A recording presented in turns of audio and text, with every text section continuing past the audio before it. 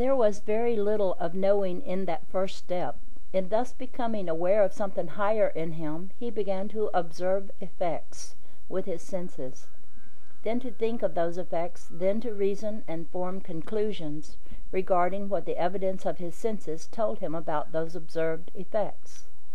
Out of these observations, man developed skills. He reasoned how he might do things by combining the effects observed by him with other effects, until his bodily skills in combining effects observed by his senses, supplemented by his thinking and reasoning, have brought him to this seemingly advanced stage of what he mistakenly thinks of as a great knowledge. Knowledge has played a very small part in giving the world of today the inventions and products of this electric universe, such as radio, radar, and the chemical and metallurgical implements of our daily use, and the means of world transportation across seas of water and air. Knowledge cannot come through the senses. The senses of the body cannot know anything. Knowledge is spiritual. It is cause. Man cannot know cause by observing sensed effects of cause. He can but be informed of those effects and photograph their images upon his brain. The brain of man is a part of his body. It is a mass of integrated electric waves in violent motion, centered by the still light of consciousness. Waves of motion cannot know. They can but feel.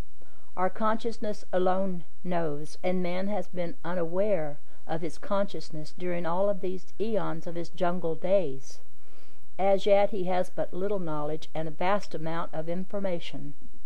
His senses have given him a great electrical awareness of effects of motion, but his just dawning consciousness has as yet given him but little spiritual awareness. Information gathered by the sensed eyes of the body by observation of matter in motion is known as empirical knowledge. Empirical knowledge acquired by the senses is subject to the countless illusions of motion, which deceive the senses. For this reason, our so-called vast store of empirical knowledge is as unstable as the motion which caused it. Knowledge is a spiritual quality. It has no relation to the senses. The senses can observe and record, but they cannot know. They can be electrically aware of effect and can act through reasoning and thinking of the dawning conscious awareness of man. Electric awareness is physical. It is the electric action of thinking one's knowledge into form. But thinking is not knowing. Thinking and reasoning from observed effects of motion registered on the brain have given marvelous results in physical products, but unless there is knowledge of cause back of the results, the products which man speaks of as his creations are but sense-observed effects, assembled into form. They are no mind creations born from spiritual knowing. When a cosmically inspired composer conceives a sympathy, he is creating a product born of knowledge which he is thinking into form. His product is cosmic, for it comes from the soul. But when a composer puts together many units of other musicians' creations, which he has become informed of through his senses, he is but assembling information into form. His product is physical because it comes from the body. It lacks the depth of a cosmic creation. The genius is not his own. Another great illusion is that knowledge is written down in books and that we acquire knowledge from books. Knowledge cannot be written in books nor taught by teachers. Even the teachings of the world's great mystics, philosophers, and geniuses are but information, electrically sensed by those who read or hear them, until consciousness of the spirit recognizes them as knowledge. The teacher cannot give knowledge except by re-inspiring others with his inspiration. In order to do that, he must himself be inspired. Inspiration is the language of light. It is the means of inner communication between God and man. Written or spoken words or musical rhythms have no meaning for anyone unless the inspiration of knowledge in them is conveyed to him who reads or hears them.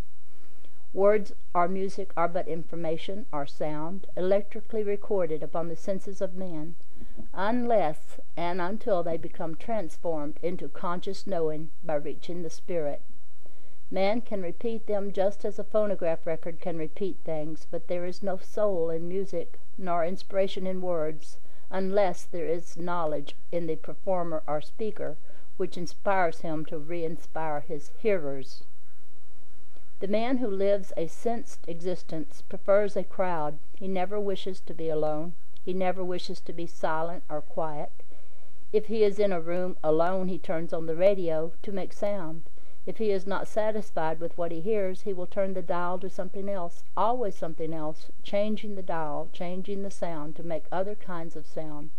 He will pick up a newspaper and read it while the sound is going on, not knowing the meaning of the sound, not even caring, as long as his senses are being activated by it. He will read a story and not know what the story is telling him. If you ask him an hour later what he has read, he does not remember. He did not desire to remember. He cannot even tell you the plot of the story or the substance of the plot. He has forgotten it as he read it. The sound of the radio, the story, the plot, the advertisement are all a jumble in his senses. If he goes out into nature, he seeks a crowded beach, a boardwalk, or a dance hall, where the music is jazz. He sells a lot of goods, makes a lot of money, dresses well, and stands as a man in the community who is successful. You like him, and I like him. He is cheerful, he is a good fellow. He is well informed, and he knows practically nothing. His viewpoint is a materialistic one. He wants to be shown. His desire to make money and spend it exceeds all other desires. He is the dominant character in our industry and commerce. His name is Legion.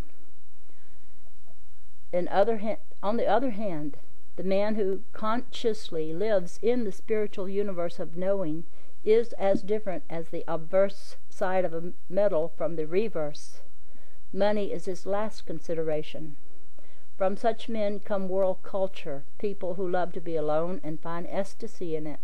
It is from those who knowingly commune with God in nature that the stupendous rhythms of our fine arts, our music, architecture, painting, sculpture, poetry, and literature come.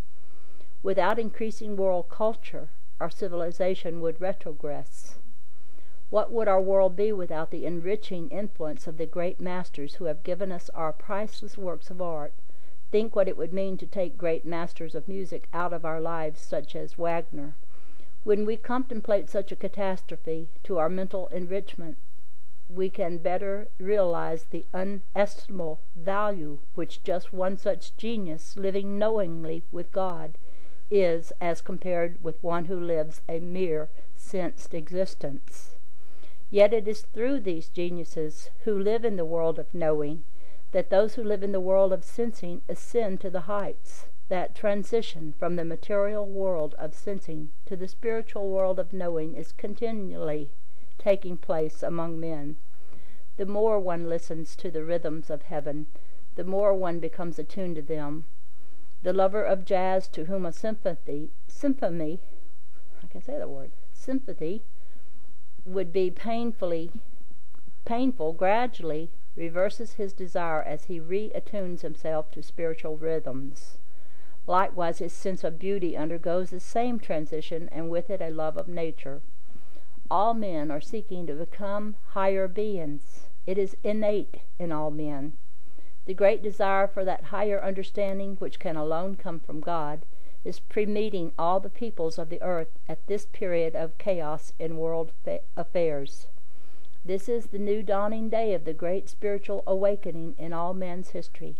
New comprehension will give him a new sense of value, a new understanding of his place among men, of his relationship to the universe, and of other men's relationship to him. Man must comprehend and obey the universal law of love, and thus manifest his inheritance of omnipotence, omnipotence, and omnipresence.